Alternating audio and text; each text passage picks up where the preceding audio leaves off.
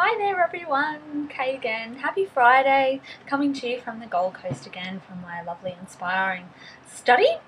Okay, so today's blog post is all about what to do now that you've gotten your book finished. It's ready to be published. Or so you think. So now what? What do we do now? So first of all, congratulations for getting to this stage. It's a very brave thing to have done, to have gotten your book finished, and it's can be a very tricky thing to do, especially when you're time poor. So congratulations for that, and welcome to this next phase.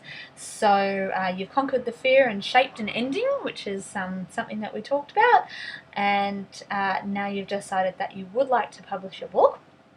So that's just wonderful. It's all very exciting, but there still are a few steps to take before you can get your book published. So before the eyes of the world can see it, a few professional and objective eyes need to see it first as well. So somewhere that you can start just getting some feedback about your book is your friends and your family.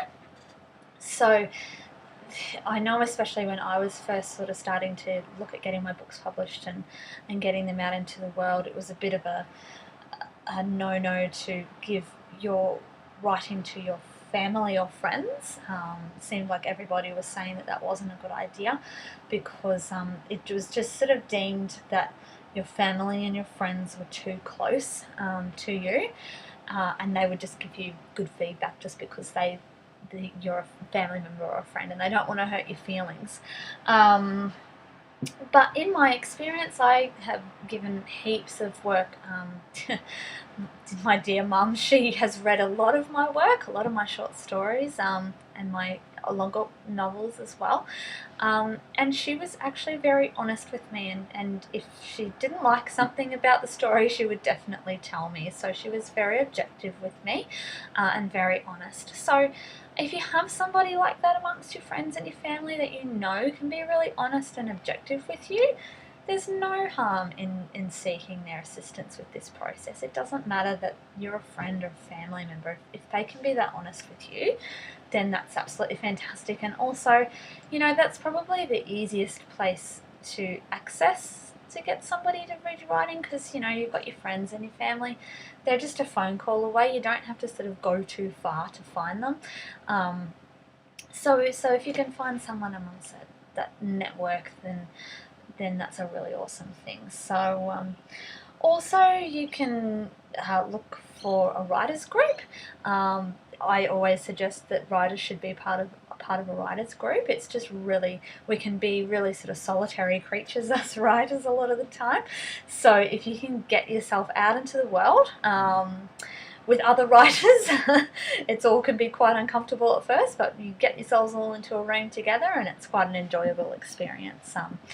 And it just gets you sort of sociable. And these writers groups and critique groups are fantastic. All the ones that I've been to do dedicate a part of their meeting time to giving feedback to each other's stories, which is a really fantastic way to get that feedback happening as well.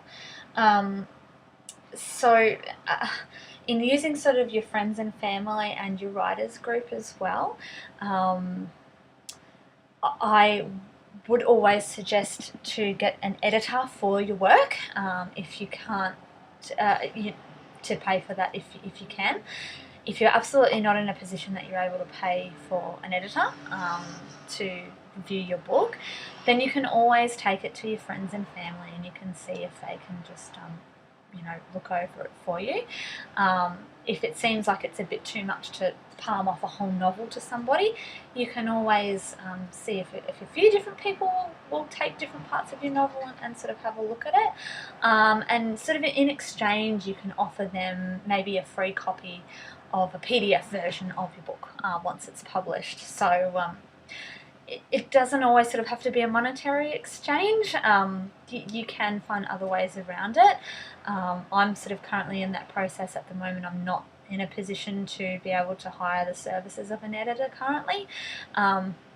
But I do have a book that needs to be proofread and edited, so I'm sort of exploring these other options, which is sort of tapping into my friends, tapping into my writing community, and seeing if there's any way that I can get those that feedback,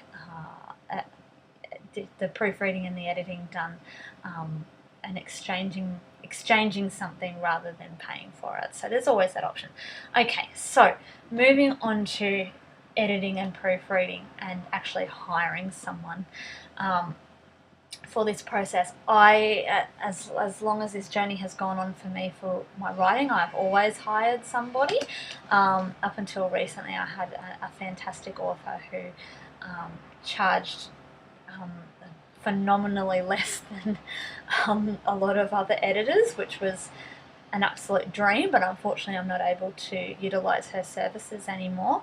And I am looking at paying, you are looking at paying between a couple of $100 to $1,000 when you're hiring the services of an editor, because sometimes they do charge, $30 or so per hour. It is an hourly charge a lot of the time, so I would suggest going for that, because it is a professional person that is looking at your work. But of course, if that's out of your reach, that's what it is. But if you can do it, do it that way.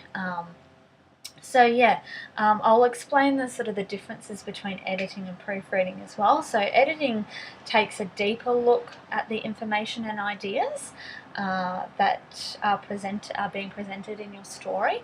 So the focus is on making changes that make a story easier to understand, better organised, and more suitable for the audience.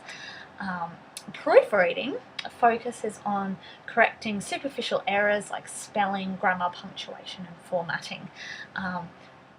That definitely comes into where the skills of a professional sort of almost like worlds apart from even friends and family. So like I said, if you can definitely afford and you can find someone good to do that for you, a professional, then definitely do it.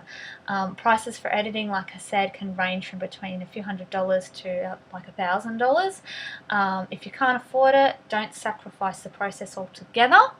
Just go back to the friends and family for the time being. Utilize them, utilize your writers groups, and like I said, you can always offer them a free copy, a PDF copy of the book if at the end, once you get it published, in exchange.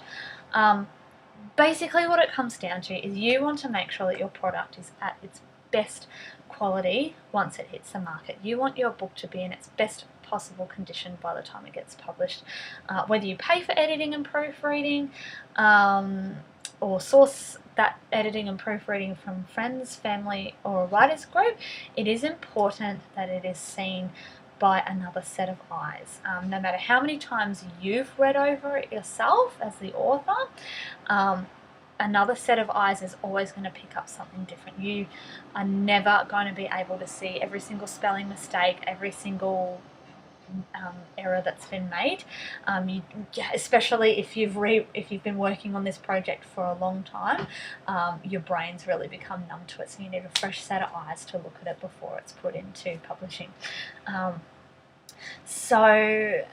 and you've also become too emotionally close to it as well, so you may be struggling to sort of cut and chop out bits and pieces that may need to be shuffled around a little bit. So yeah, it's really important. So definitely look at getting your work seen by another set of eyes, another person that can provide you with objective advice and feedback as well.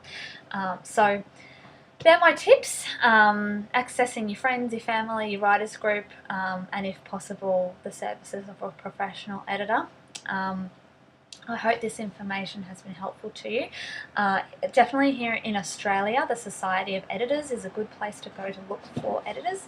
They're usually self-employed, contracted professionals, so a simple Google search will be able to find somebody for you. Once again, I hope that this information has been helpful for you. Please do make sure that you follow this blog so that you don't miss any of the posts that I put up. I'm going to be putting up a lot about publishing this year, so make sure that you follow my blog so that you don't miss out on any more writing or publishing information and tips. Happy Friday. I hope that you have a fantastic weekend, and I will see you on Monday.